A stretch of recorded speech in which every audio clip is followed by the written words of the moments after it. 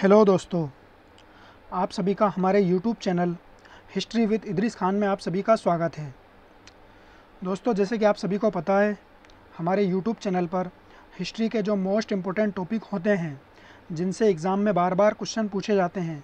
अगर हम एग्ज़ाम की बात करें, NTA, UGC net, TGT, PGT या अदर स्टेट के जो भी एग्ज़ाम होते हैं, उन टॉपिकों से बार बार क्वेश्चन पूछे जाते हैं और हमारे उन टॉपिक के कॉन्सेप्ट क्लियर ना होने की वजह से या हमको वो टॉपिक समझ ना आने की वजह से वो क्वेश्चन हमारे गलत हो जाते हैं। तो दोस्तों, हमारे वीडियो बनाने का मकसद यही है कि आपको जिन टॉपिकों से बार बार क्वेश्चन पूछे जाते हैं, हम उन सभी टॉपिक को बहुत ही आसान भाषा में ट्रिक के माध्यम से या ईजी वे में आपको समझाने की कोशिश करते हैं। इसके लिए हमने कई सारे वीडियो हमारे यूट्यूब चैनल पर अपलोड किए हैं, जिनसे हाल ही में हमारा एनटीए यूजीसी नेट जो एग्ज़ाम हुआ है, उसके अंदर भी कई सारे क्वेश्चन देखने को मिले हैं और काफ़ी ज़्यादा लोगों को उससे मदद मिली है। तो अगर आप उन सभी वीडियो को देखना चाहते हो तो आप हमारे यूट्यूब की प्लेलिस्ट में जाकर वो सारे वीडियो देख सकते हो। और अगर आप चैनल पर नए हो तो चैनल को ज़रूर सब्सक्राइब कर लें और वीडियो को ज़्यादा से ज़्यादा शेयर करें, क्योंकि आज का जो वीडियो है बहुत ही ज़्यादा इंपॉर्टेंट टॉपिक है, बहुत ही ज़्यादा एग्ज़ाम में आने वाला ये टॉपिक है। अमीर खुसरो से रिलेटेड जनरली बातें भी पूछी जाती है, इनसे परिचय से संबंधित, इनके साहित्य से संबंधित, इनका साहित्यिक करियर कहाँ से शुरू हुआ है, क्या क्या इन्होंने लिखा है, किस किस के बारे में लिखा है, ये सारी चीज़ों के बारे में कई सारे एग्ज़ामों में क्वेश्चन पूछा जाता है।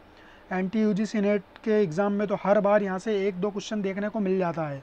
इनकी रचनाओं से मोस्ट इम्पोर्टेंट क्वेश्चन पूछे जाते हैं और कई सारे लोगों को इनकी रचनाओं में काफ़ी ज़्यादा कन्फ्यूजन होता है।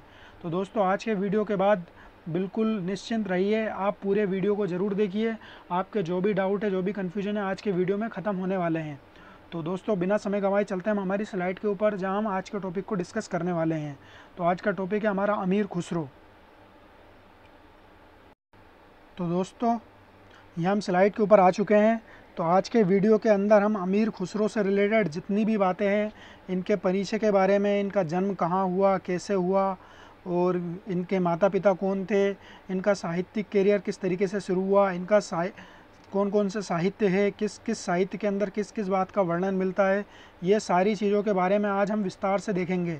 तो वीडियो को बिल्कुल भी स्किप ना करें और वीडियो को लास्ट तक ज़रूर देखें। जो भी आपके डाउट है, जो भी कन्फ्यूजन है, आज के इस वीडियो के बाद बिल्कुल आपके कोई भी डाउट बचने वाले नहीं हैं। तो सबसे पहले हम बात कर लेते हैं अमीर खुसरो के फ़ोटो की। ये अमीर खुसरो की जवानी के टाइम का ये फ़ोटो है, बाकी बुढ़ापे के टाइम पे इनका फ़ोटो बदल जाता है। अगर इनके हम परिचय की अगर हम बात करें दोस्तों, सबसे पहले इनके जन्म की, तो इनका जन्म जो हुआ था 1253 ईस्वी में एटा ज़िला जो कि उत्तर प्रदेश के अंदर है, वहाँ पे एक पटियाली नामक एक ग्राम था, उस गांव के अंदर इनका जन्म होता है। तो दोस्तों, आपको पटियाला में नहीं जाना है, पटियाली एक उत्तर प्रदेश के अंदर ग्राम है जो एटा ज़िला के अंदर पड़ता है। वहाँ पे इनका जन्म हुआ था 1253 ईस्वी में। और इनकी मृत्यु कब होती है दोस्तों? तो मृत्यु इनकी 1325 ईस्वी में होती है। और 1325 ईस्वी में इनको किस दिन मृत्यु होती है दोस्तों? जिस दिन इनके गुरु की डेथ होती है। गुरु कौन होते हैं इनके? निजामुद्दीन औलिया इनके गुरु होते हैं। और गुरु के एक दिन बाद इनकी मृत्यु हो जाती है। तो मतलब पहले गुरु की मृत्यु होती है और उसके दूसरे दिन ही 1325 ईस्वी में हमारे अमीर खुसरो की मृत्यु हो जाती है। तो इस तरीके से दोस्तों, इनकी दोनों बातों को याद रख लेना चाहिए। कई सारे एग्जाम में पूछ लिया जाता है कि अमीर खुसरो की मृत्यु से एक दिन पहले किसकी मृत्यु हुई थी? तो उनके गुरु निजामुद्दीन औलिया की मृत्यु हुई थी। तो ये निजामुद्दीन औलिया के शिष्य थे। इनका जन्म कहाँ हुआ था? तो पटियाली ग्राम में हुआ था, जो उत्तर प्रदेश के अंदर स्थित था। अगर हम यहाँ पर इनके मूल नाम की बात करें तो इनका मूल नाम यमीनुद्दीन मोहम्मद अबुल हसन के नाम से इनका मूल नाम पूछ लिया जाता है। कई सारे एग्ज़ामों में पूछ लिया गया है कि अबुल हसन किस का नाम था, किस इतिहासकार का नाम अबुल हसन था, या अमीर खुसरो का मूल नाम क्या था। इस तरीके से क्वेश्चन पूछ लिया जाता है। तो आपको कहीं भी किसी भी तरीके से कन्फ्यूज़न नहीं करना है। तो इस तरीके से आपको अगर क्वेश्चन पूछ लिया जाए कि अमीर खुसरो का मूल नाम क्या था, तो यमीनुद्दीन मोहम्मद अबुल हसन अमीर खुसरो का मूल नाम था। और इनका उपनाम जो था वो खुसरो था। तो मतलब खुसरो के नाम से फेमस हुए हैं। अमीर खुसरो में भी अमीर इनकी उपाधि थी, जो जलालुद्दीन फिरोज खिलजी ने इनको उपाधि दी थी। और उसके बाद इनका उपनाम जो था इनका खुसरो था। तो इस हिसाब से इनका नाम अमीर खुसरो पड़ गया है। और इनका मूल नाम क्या था? अबुल हसन इनका मूल नाम था। अब इनके गुरु की अगर हम बात करें तो चिश्ती संप्रदाय के सबसे ज़्यादा फेमस और सबसे ज़्यादा विख्यात जो हैं निज़ामुद्दीन औलिया, आप सभी लोग जानते होंगे इनके बारे में। दिल्ली के अंदर इनकी मज़ार है, तो वहीं पे इनके ये गुरु शिष्य मतलब इनके गुरु थे। और इनकी मज़ार के बगल में ही इनकी भी दफना दिया गया था, मतलब इनकी जब मृत्यु हुई थी तो दूसरे दिन अमीर खुसरो को भी निज़ामुद्दीन औलिया के साथ ही दफना दिया गया था। अब इनकी उपाधि की अगर हम बात करें दोस्तों तो इनकी उपाधियाँ भी कई सारी थी। तो तूतियाए हिंद, तो तूतियाए हिंद भी इनको कहा जाता है, नायक कहा जाता है, कवियों का राजकुमार कहा जाता है, तुर्कल्ला कहा जाता है, अमीर भी कहा जाता है और खुसरो भी कहा जाता है। और तुर्कल्ला जो उपाधि थी इनके गुरु निज़ामुद्दीन औलिया ने इनको तुर्कल्ला की उपाधि दी थी। तो इस तरीके से दोस्तों इनकी कई सारी उपाधियाँ थी, ये आपको याद रख लेना है। कई सारे एग्जामों में पूछ लिया जाता है कि तोतियाए हिंद किसको कहा जाता है, या नायक किसकी उपाधि थी, या कवियों का राजकुमार कौन था। इस तरीके से क्वेश्चन देखने को मिल जाता है। और इनके बारे में सबसे ज़्यादा फेमस बात यह है दोस्तों कि इन्होंने दिल्ली सल्तनत के 8 सुल्तानों का शासनकाल देखा है। मतलब इनकी एज जो थी जैसे कि 1253 से लेकर तो 1325 के मध्य जब इन्होंने अपना साहित्यिक करियर स्टार्ट किया, उसके मध्य इन्होंने दिल्ली सल्तनत के 8 सुल्तान, जैसे कि गुलाम वंश के भी इन्होंने सुल्तानों को देखा है, तो और उसके बाद खिलजी वंश के सुल्तानों को भी देखा है और तुगलक वंश के सुल्तानों को भी देखा है। इस तरीके से 3 राजवंश के कुल 8 सुल्तानों का काल अमीर खुसरो ने देखा है। इसके बाद हम बात करें दोस्तों अमीर खुसरो के बारे में और क्या बात है विशेष। अमीर खुसरो को हिंदू मुस्लिम संस्कृति का सबसे प्रमुख प्रतिनिधि माना जाता है। तो इनकी जो साहित्यिक रचनाएं हैं, इन्होंने जो दोहे लिखे हैं, तो ये सारी चीज़ों की वजह से इनको हिंदू और मुस्लिम संस्कृति का प्रमुख प्रतिनिधि माना जाता है। मतलब समन्वय का जो प्रतिनिधि है वो अमीर खुसरो को माना जाता है। इसके बाद इनके पिता की अगर हम बात करें दोस्तों तो इनका पिता का नाम सैफुद्दीन था, जो एक तुर्क थे, एक कबीले से ठहरे हुए थे ये सैफुद्दीन, और ये अमीर खुसरो के पिता थे। और माता की अगर हम बात करें दोस्तों, ये सैफुद्दीन जो थे ये इल्तुतमिश के समय भारत के अंदर आए थे। मतलब ये तुर्क थे और इल्तुतमिश के समय ये भारत में आए थे। और इनकी माता जो थी बलबन के युद्ध मंत्री इमादुल मुल्क रावत की पुत्री थी। तो इमादुल मुल्क रावत जो बलबन के युद्ध मंत्री थे, जिनको आरिज मुबालिक भी बनाया गया था बलबन के द्वारा, तो वो जो थे अमीर खुसरो के नाना जी थे। और इमादुल मुल्क के बारे में आता है कि ये कई सारे पान के शौकीन थे। लगभग 4-5 जो दास थे, 4-5 गुलाम इनके पान बनाने के लिए लगा रखे थे बलबन ने। तो इस तरीके से दोस्तों आपको याद रखना है इमादुल मुल्क का नवासा कौन था, अमीर खुसरो, और अमीर खुसरो के नाना कौन थे, इमादुल मुल्क। इसके बाद आगे देख लेते खुसरे का अमीर खुसरो का प्रथम आश्रय दाता मोहम्मद कचली, मतलब मोहम्मद कचली खां उर्फ मलिक छज्जू जो था, इसका प्रथम आश्रयदाता था। अमीर खुसरो के प्रथम आश्रयदाता कौन था, मलिक छज्जू था। और खुसरो ने अपने साहित्यिक जीवन की शुरुआत बलबन के पुत्र शहजादा मोहम्मद के संरक्षण में की थी। तो दोस्तों शहजादा मोहम्मद जो था बलबन का पुत्र था, आप सभी को पता होना चाहिए। और बलबन शासक था, गुलाम वंश का बहुत ज़्यादा फेमस शासक था। उसी के समय शहजादा मोहम्मद कहीं पे इक़्तिदार था, और उसी इक़्तिदार के शासनकाल में ही इन्होंने अपने साहित्यिक जीवन की शुरुआत की है।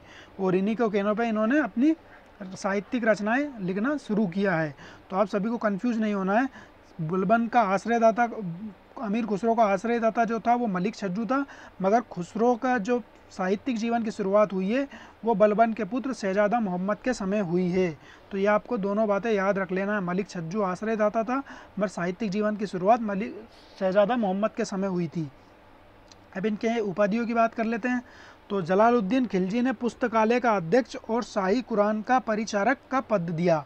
तो शाही कुरान का परिचारक मतलब कुरान वगैरह लिखने का जो पद था वो अमीर खुसरो को किसने दिया, जलालुद्दीन खिलजी ने, और इनको पुस्तकालय का अध्यक्ष बनाया।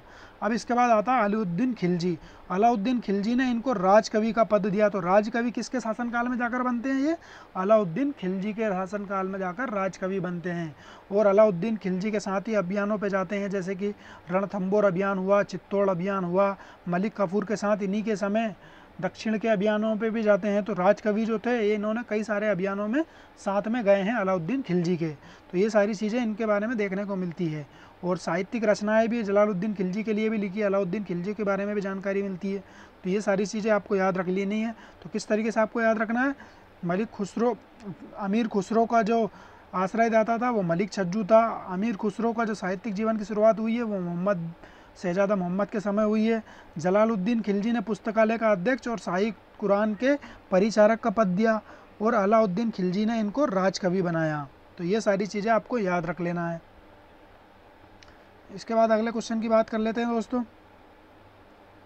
अमीर खुसरो को एक बार मंगोलों द्वारा गिरफ्तार कर लिए जाने का विवरण आशिका के अंदर मिलता है। तो इनकी जो एक साहित्यिक रचना है आशिका, जिसके अंदर खिज्र खां और देवल रानी के बारे में, प्रेम प्रसंग के बारे में जानकारी मिलती है, उसी के अंदर अमीर खुसरो को मंगोलों द्वारा गिरफ्तार किए जाने का वर्णन मिलता है। ये कई सारे एग्जामों का क्वेश्चन है, एग्जाम में उठा के पूछ लिया जाता है कि अमीर खुसरो को मंगोलों द्वारा गिरफ्तार करने का उल्लेख या वर्णन किस साहित्य के अंदर मिलता है। तो आशिका के अंदर ये इस बात की जानकारी मिलती है। आशिका क्या है? इनकी एक साहित्यिक रचना है जिसके अंदर खिज्र खां और देवल रानी के बारे में जानकारी मिलती है। इसके बाद देख लेते हैं अगला, जबान ए हिंदवी या उर्दू में सर्वप्रथम रचना प्रस्तुत करने का श्रेय अमीर खुसरो को जाता है। जैसे कि आप सभी को पता होना चाहिए, भारत के अंदर उर्दू भाषा का विकास मध्यकाल के अंदर देखने को मिलता है और उर्दू भाषा में सबसे पहली रचना अमीर खुसरो के द्वारा ही की जाती है। इस बात को आपको अच्छी तरह का याद रख लेना चाहिए क्योंकि ये मोस्ट इम्पोर्टेंट बात है। तो अमीर खुसरो ने ही सबसे पहले भारत के अंदर उर्दू साहित्य की रचना शुरू की थी। इसके बाद फारसी कविता का भारतीयकरण करने का श्रेय अमीर खुसरो को जाता है। तो जो फारसी है, जैसे कि जिसके अंदर अरबी भाषाओं के वर्ड सबसे ज़्यादा देखने को मिलते हैं, उनको फारसी कहा जाता है। तो फारसी कविता जो भारत से बाहर की जो ईरान और इराक के अंदर बोली जाने वाली भाषा होती है फारसी, उसको भारतीयकरण यानी कि भारत के अंदर समावेश करने का श्रेय अमीर खुसरो को जाता है। तो इन्होंने फारसी भाषा को भारतीयकरण कर दिया था। इसके बाद अगला देख लेते हैं, अमीर खुसरो मध्यकालीन संगीत परंपरा के आदि संस्थापक थे। सर्वप्रथम कव्वाली गायन को प्रचलित किया। तो अमीर खुसरो का मतलब कितनी तरीके की चीज़ें, जबान हिंदवी यानी कि उर्दू के बारे में भी इनकी जानकारी मिलती है। इन्होंने सबसे पहले उर्दू की रचना की है। इसके बाद फारसी का भारतीयकरण किया है। इसके बाद अमीर खुसरो ने संगीत को संस्थापक माना जाता है, मध्यकालीन संगीत जो होता है उसका संस्थापक इन्हीं को माना जाता है और इन्होंने भारत के अंदर कव्वाली गायन की परंपरा को शुरू किया है। ये कई सारे एग्जाम में पूछा गया है कि भारत के अंदर कव्वाली की शुरुआत किसके द्वारा हुई है, तो अमीर खुसरो के द्वारा हुई है। यह आपको याद रख लेना है। इसके बाद और क्या दिया गया इनके बारे में विशेष जानकारी, अमीर खुसरो ने अपनी जीवनी मतलब ऑटोबायोग्राफी जो होती है वो गुरतुल कमाल नामक रचना में दी है। तो ये भी आपको मोस्ट इंपोर्टेंट फैक्ट है, आपको याद रख लेना है। एग्जाम में आ चुका है, NTA UGC नेट के अंदर पूछ लिया गया है कि अमीर खुसरो की जीवनी किस साहित्य के अंदर मिलती है या अमीर खुसरो ने अपनी जीवनी किस साहित्य के अंदर लिखी है। तो गुरतुल कमाल नामक रचना के अंदर अमीर खुसरो की जीवनी के बारे में जानकारी मिलती है। इसके बाद अमीर खुसरो एक प्रसिद्ध कवि, अब ये विशेषताओं के बारे में, उनके बारे में क्या क्या जानकारी दी देख लेते हैं। अमीर खुसरो एक प्रसिद्ध कवि थे, सूफी थे, इतिहासकार एवं दार्शनिक थे। तो मतलब इतनी तरह के टैलेंट इनके अंदर मौजूद थे। तो मतलब कुल मिला के ये मल्टी टैलेंटेड इंसान थे। तो अमीर खुसरो एक कवि भी थे, सूफी भी थे, इतिहासकार भी थे और दार्शनिक भी थे। इन्होंने इतिहास लेखन का पेशा अपनी आजीविका चलाने यानी कि जेब खर्च के लिए इन्होंने स्वीकार किया था। कहने का मतलब ये इतिहासकार नहीं थे, मतलब इतिहास लिखने का जो काम इन्होंने किया है वो मात्र अपनी जीविका चलाने यानी कि आजीविका यानी घर खर्च चलाने के लिए इन्होंने स्वीकार किया था। बाकी ये जो प्योर थे वो कवि थे। तो कवि से इतिहासकार बने, ये आपको याद रख लेना है। मतलब इनकी इस बात की जानकारी मिलती है कि इन्होंने जितनी भी रचनाएं की है तो इनकी रचनाएं, साहित्यिक रचनाएं जो भी हुई है वो कवि की तरह देखने को मिलती है। मतलब अलंकारिक इन्होंने स्टेटमेंट दिए हैं। आप देखोगे इसामी के और अमीर खुसरो के जितने भी स्टेटमेंट आपको देखने को मिलते हैं वो सारे छंद और अलंकार के साथ, उपमा के साथ देखने को मिलता है। मतलब तुलनात्मक अध्ययन इनके द्वारा किया जाता है। सर्वप्रथम जमींदार शब्द का प्रयोग अमीर खुसरो ने किया। ये कई सारे एग्जामों में ये पूछा जा चुका है कि जमींदार शब्द का प्रयोग सबसे पहले किस मध्यकालीन इतिहासकार या मध्यकालीन विद्वान ने किया है। तो ये आपको याद रखना, अमीर खुसरो के द्वारा ही सबसे पहले जमींदार शब्द का प्रयोग किया गया है। इसके बाद देख लेते हैं, अमीर खुसरो ने विभिन्न विषयों पर लगभग 99 पुस्तकें लिखी है। दोस्तों आप समझ सकते हो कि ये कितने बड़े विद्वान थे। इन्होंने सभी तरह के विषय, जैसे कि सूफी पर भी लिखा है इन्होंने, इतिहास पे भी लिखा है, दार्शनिक पे भी लिखा है और भूगोल पर भी लिखा है। तो कई सारी तरह के अलग अलग विषयों पे इन्होंने लिखे हैं। तो कुल मिलाकर 99 पुस्तक इन्होंने लिखी है और जिनके अंदर 4 से 5 लाख पदों की रचना की गई है। मतलब इन्होंने कितने पदों के मिलाकर 99 पुस्तक लिखी है, तो 4 लाख से 5 लाख के मध्य में इनके पदों की रचना की गई है इनके साहित्य के जीवन में। तो ये कई सारे तरह से इन्होंने साहित्य की रचनाएं की है, ये आपको याद रख लेना है। इसके बाद इनकी प्रमुख रचनाओं की बात कर लेते हैं दोस्तों, जिनसे कई सारे एग्जाम में क्वेश्चन पूछा जाता है और यही सबसे ज़्यादा इंपॉर्टेंट पार्ट है। अगर बात करें हम एनटी यूजीसी नेट की, तो उसके अंदर मैच करने वाला क्वेश्चन उठा के दे दिया जाता है, जिसके अंदर बर्नी की, ईसामी की, अमीर खुसरो की, अफीफ की, इन सब की रचना देखने को मिल जाती है और बोल दिया जाता है कि मिलाओ। तो आपको अगर ये याद रहेगी कि कौन सी रचना किसकी है तो आप आसानी से मिला दोगे। तो देख लेते हैं साहित्यिक रचना इनकी कौन कौन सी है। तो सबसे पहले बात कर लेते हैं दोस्तों किरान उस सादेन की। तो ये अमीर खुसरो की पहली मसनवी है और किरान उस सादेन का जो शाब्दिक अर्थ है वो दो मंगल सितारों का मिलन है। तो इसका अगर आपसे क्वेश्चन पूछ लिया जाए किरान उस सादेन का अर्थ क्या है, तो दो मंगल सितारों का मिलन।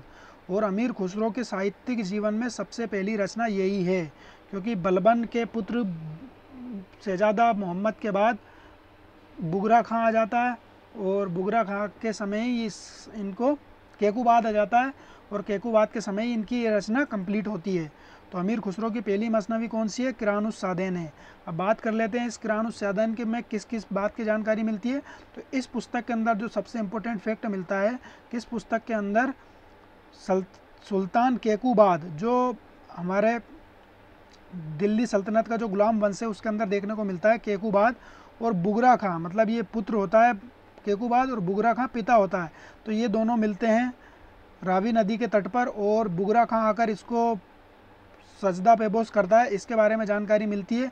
ये सरयू तट पर मिलते हैं, मतलब सरयू नदी के ऊपर इन दोनों की भेंट होती है और आंखों देखा उल्लेख इसके द्वारा किया जाता है। तो बुगरा खां जो रहता है ये बंगाल का इक़्तिदार रहता है और केकूबाद जो रहता है दिल्ली का सुल्तान रहता है। तो ये बात की जानकारी किस में मिलती है दोस्तों? किरान उस सादेन के बारे में मिलती है। दो मंगल सितारों का मिलन, दो मंगल सितारों से आप रिलेट कर लेना। दो मंगल सितारे कौन कौन है? एक केकूबाद है और एक बुगरा खां है। तो ये दो मंगल सितारे, इन दोनों का मिलन होता है, मतलब भेंट होती है। तो इस तरीके की जानकारी किस में मिलती है? किरान उस सादेन में मिलती है। इसके बाद देख लेते हैं दोस्तों, इसी पुस्तक में अमीर खुसरो ने मुगल पद, मतलब एक सेना का पद है जिसको मुगल कालीन सेना के बारे में जानकारी मिलती है, मतलब मुगल कालीन प्रशासन में इस पद के बारे में जानकारी मिलती है। तुमान नामक पद होता है जिसके अंदर 10,000 सैनिकों का उल्लेख मिलता है। तो तुमान नामक जो पद होता है उसको 10,000 सैनिक को अंडर किया जाता है, मतलब एक 10,000 सैनिकों के ऊपर जो पोस्ट होती है उसे तुमान कहा जाता है, जिसकी जानकारी किरान उस सादेन नामक साहित्यिक रचना में मिलती है, जिसके लेखक अमीर खुसरो है। इसके बाद अगली रचना की बात कर लेते हैं, मिफ्ता उल फुतूह। ये मोस्ट इंपॉर्टेंट है दोस्तों। इस पुस्तक के अंदर जलालुद्दीन खिलजी का वर्णन मिलता है।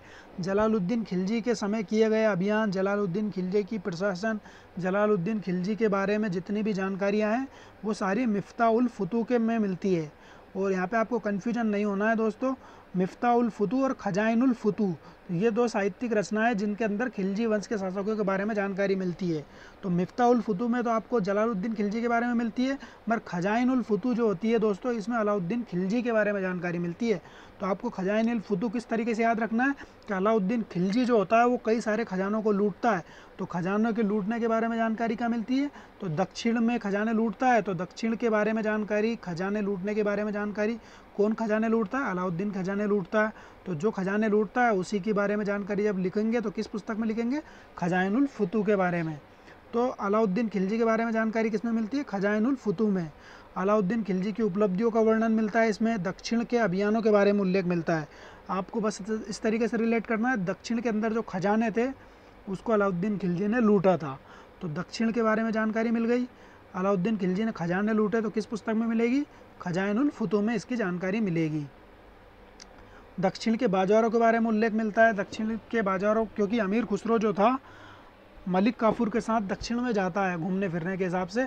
मलिक काफूर तो अपने सैन्य अभियान के उद्देश्य से जाता है, मगर अमीर खुसरो जो होता है मलिक काफूर के साथ दक्षिण में आ जाता है और दक्षिण में आकर यहाँ के बाज़ारों के बारे में जानकारी देता है। किसके अंदर देता है? खजाइन उल फुतूह में देता है। सर्वप्रथम फारसी में जौहर का साक्ष्य इसी में मिलता है। अब सर्वप्रथम फारसी में जौहर का साक्ष्य मिलता है दोस्तों। फारसी में जौहर का साक्ष्य तो दिया गया है, मगर ये किस जौहर का साक्ष्य दिया गया है ये आपको कमेंट्स करके बताना है। देखा जाए तो अलाउद्दीन खिलजी के समय दो जौहर होते हैं, एक तो चित्तौड़ के अंदर होता है और एक आपका रणथंभौर के अंदर होता है। चित्तौड़ के अंदर पद्मनी का होता है और रणथंभौर के अंदर रंगा देवी का होता है। तो आपको कमेंट्स करके ये बताना है दोस्तों कि अमीर खुसरो ने जो जौहर का उल्लेख किया है वो किस जौहर का उल्लेख किया है। यह आपको जानकारी हो तो आप कमेंट्स करके ज़रूर बताना है। और वीडियो अगर आपको पसंद आ रहा है तो वीडियो को लाइक कर ले, शेयर कर ले, कमेंट्स कर ले। इसके अलावा आप चैनल पर नए हो तो चैनल को ज़रूर सब्सक्राइब कर लें। इसके बाद इस पुस्तक का एक अन्य नाम तारीख़ अलाई मिलता है। तो तारीख़ अलाई क्यों मिलेगा दोस्तों? क्योंकि अलाउद्दीन खिलजी के बारे में जानकारी मिलती है, इसलिए इसको तारीख़ अलाई भी कहा जाता है। खजाइनुल फतूह को ही तारीख़ अलाई कहा जाता है। ये आपको याद रख लेना है क्योंकि अलाउद्दीन खिलजी के बारे में जानकारी मिलती है। इसके बाद आशिका की बात कर लें तो आशिका के बारे में हमने पहले ही बात कर ली थी। इसके अंदर देवल रानी कौन होती है दोस्तों? ये गुजरात के शासक कर्ण वाघेला की पुत्री होती है। तो कमला देवी की पुत्री का विवाह अलाउद्दीन खिलजी कर लेता है। मतलब कर्ण वाघेला की पत्नी होती है कमला देवी और पुत्री का नाम होता है देवल देवी। तो अलाउद्दीन खिलजी जब गुजरात के ऊपर आक्रमण करता है, इसके सेनापति नुसरत खां और उलुग खां जब गुजरात के ऊपर आक्रमण करते हैं तो कर्ण सिंह वाघेला और देवल रानी ये देवगिरी के शासक रामचंद्र देव के दरबार में चले जाते हैं और उसकी पत्नी वहीं गुजरात में रह जाती है। तो नुसरत खां और उलुग खां इस पत्नी को, जिसका नाम रहता है कमला देवी, उसको लाकर अलाउद्दीन खिलजी को सौंप देते हैं। तो अलाउद्दीन खिलजी चलता है तो उससे विवाह कर लेता है। अलाउद्दीन खिलजी का एक पुत्र होता है खिज्र खां और अलाउद्दीन खिलजी की जो पत्नी होती है कमला देवी, इसको अपनी पुत्री से मिलने की याद आती है। तो इस याद की वजह से देवगिरी के ऊपर आक्रमण कर देता है और देवगिरी के ऊपर जब आक्रमण करता है तो वहाँ से इसको देवल रानी मिलती है। तो देवल रानी को लाकर अपने पुत्र खिज्र खां से इसका विवाह कर देता है। तो इसी के बारे में जानकारी, इनके प्रेम प्रसंग के बारे में जानकारी आशिका के अंदर मिलती है। तो ये मोस्ट इंपोर्टेंट फैक्ट है, आपको याद रख लेना है। नू सिपेयर अगली रचना इनकी। तो नू सिपेयर का जो शाब्दिक अर्थ है वो है नो आकाश। सिपेयर का हो गया आकाश और नू का मतलब हो गया नो। इस पुस्तक के अंदर खुसरो ने भारत की प्रशंसा की है। तो आकाश वाली मतलब भूगोल से संबंधित ये पुस्तक है। तो भारत के भूगोल के बारे में जानकारी इस पुस्तक के अंदर मिलती है और ये एकमात्र पुस्तक है, ये टाइपिंग मिस्टेक है, जो अमीर खुसरो ने स्वयं की इच्छा से लिखी है। मतलब जितनी भी रचनाएं लिखी है सभी किसी न किसी के कहने पे लिखी है। मतलब नू सुपेर नामक एक रचना ऐसी है कि जो अमीर खुसरो ने स्वयं लिखी है और स्वयं की इच्छा से लिखी है, मतलब खुद की मर्जी से लिखी है। और इस पुस्तक की शुरुआत में निजामुद्दीन औलिया की भरपूर प्रशंसा की जाती है। मतलब इस पुस्तक की जब शुरुआत होती है या प्रारंभ होता है नू सुपेर का, तो इसमें निजामुद्दीन औलिया की सबसे पहले प्रशंसा की जाती है और इसके अंदर भारत के भूगोल के बारे में जानकारी मिलती है और भारत की खूब ज़्यादा प्रशंसा देखने को मिलती है। इसके बाद अगला देख लेते हैं। अगली रचना क्या है? तुगलकनामा। तो तुगलकनामा आप सभी को पता होना चाहिए। गयासुद्दीन तुगलक और मोहम्मद बिन तुगलक तक जो है इनका शासनकाल देखने को मिलता है। तो गयासुद्दीन तुगलक के बारे में इन्होंने जानकारी दी होगी। तो अमीर खुसरो की ये अंतिम रचना है क्योंकि गयासुद्दीन तुगलक के समय ही इनकी मतलब मोहम्मद बिन तुगलक के समय से पहले इनकी मृत्यु हो जाती है, गयासुद्दीन तुगलक और मोहम्मद बिन तुगलक के बीच में। और ये इस रचना के बाद इनकी मृत्यु हो जाती है। मतलब अंतिम सुल्तान जो होता है जिसका इन्होंने आश्रय लिया है वो गयासुद्दीन तुगलक के समय आश्रय तो नहीं लिया था, मगर गयासुद्दीन तुगलक के बारे में जानकारी मिलती है। यह पुस्तक गयासुद्दीन तुगलक को समर्पित थी। मतलब गयासुद्दीन तुगलक के दरबार में रहकर यह पुस्तक लिखी थी। तो गयासुद्दीन तुगलक के बारे में भरपूर जानकारी है, जैसे कि बंगाल अभियान वगैरह गयासुद्दीन तुगलक ने किया, प्रशासन में जो जो सुधार किए, वो सारी जानकारी गयासुद्दीन तुगलक की तुगलकनामा में मिलती है। इसके बाद इनकी एक अन्य रचनाएं मिलती है। अन्य रचनाओं में क्या क्या होता है? नाज उल फुतू इनकी एक रचना है, तारीख़ दिल्ली एक रचना है और एजाज खुसरवी एक रचना है। तो ये रचनाओं को भी आपको याद रख लेना है। इसके अलावा एक और सूफ़ी साहित्य रचना इन्होंने लिखी है, अफजालूस सवाहिद। तो अफजालूस सवाहिद एक सूफ़ी साहित्य की रचना है। इस ग्रंथ के अंदर अमीर खुसरो ने निज़ामुद्दीन औलिया के साथ जो वार्तालाप हुआ था उसका संकलन किया है। तो अफजालूस सवाहिद किसकी रचना है? अमीर खुसरो की है। और अमीर खुसरो ने किसके लिए लिखी है? तो निज़ामुद्दीन औलिया के साथ जो वार्तालाप हुआ है उसकी जानकारी अफजालूस सवाहिद के अंदर मिलती है, जो आपको याद रखना है। इसके बाद एक और इनका एक बड़ी पुस्तक है जिसका नाम है खमसाए पंचगज। तो पंचगज का मतलब होता है दोस्तों 5 भाग। तो 5 भाग इसके अंदर मिलता है। खमसाए पंचगज मतलब एक रचना है, उसके 5 भाग है। तो 5 भाग कौन कौन से देख लेते हैं। इसके 5 भाग क्या है? मतलाउल अनवर, शिरीन व खुसरो, लैला मजनू, मतलाउल अनवर, शिरीन खुसरो, लैला मजनू, आयन सिकंदरी और हस्त बिहिस्त। तो हस्त बिहिस्त कई सारे एग्जामों के अंदर क्वेश्चन पूछा गया है कि हस्त बिहिस्त का संबंध किसके साथ है। तो बरनी, इसामी वगैरह वगैरह दे देंगे ऑप्शन में और आपको अमीर खुसरो राइट करके आना है। हालांकि ये क्वेश्चन देखने को मिला है लगभग राजस्थान का जो एग्ज़ाम हुआ था टेट या कोई सा एग्ज़ाम हुआ था रीट वगैरह, उसमें हस्त बीस्त वाला क्वेश्चन देखने को मिला था और कई सारे एग्ज़ाम में क्वेश्चन पूछा गया है। तो ये आपको याद रखना है। खमसा है पंचगज का ये भाग है हस्त बीस्त, जिसकी रचना अमीर खुसरो ने की थी। तो ये सारी चीज़ों के बारे में हमने बहुत अच्छी तरीके से डिस्कस कर लिया है दोस्तों। अगर आपको वीडियो पसंद आए तो वीडियो को लाइक कर ले और कमेंट्स करके ज़रूर बताएं जो भी हमने क्वेश्चन पूछा है, वीडियो कैसा लगा ये भी आप कमेंट्स करके बताएं। अगर कोई टाइपिंग मिस्टेक या कुछ गलती से अगर कुछ बोल दिया तो वो भी आप कमेंट्स करके ज़रूर बताएं। चैनल पर अगर नए हो तो चैनल को ज़रूर सब्सक्राइब कर ले, क्योंकि यहाँ पे आने वाली वीडियो जितनी भी है वो इतिहास से related NT UGC net TGT PGT exam को देखकर यहाँ पे वीडियो अपलोड की जाती है और मोस्ट इंपॉर्टेंट टॉपिक की ही वीडियो अपलोड की जाती है फ़िलहाल। इसके अलावा हमने यहाँ पे PYQ की सीरीज़ भी शुरू कर रखी है, जिनको अगर आपको देखना है तो प्ले लिस्ट में जाकर आप देख सकते हो। तो वीडियो को यहीं समाप्त करते हैं दोस्तों। वीडियो को लाइक करना, चैनल को सब्सक्राइब करना और कमेंट्स करना ना भूलें। थैंक यू, धन्यवाद।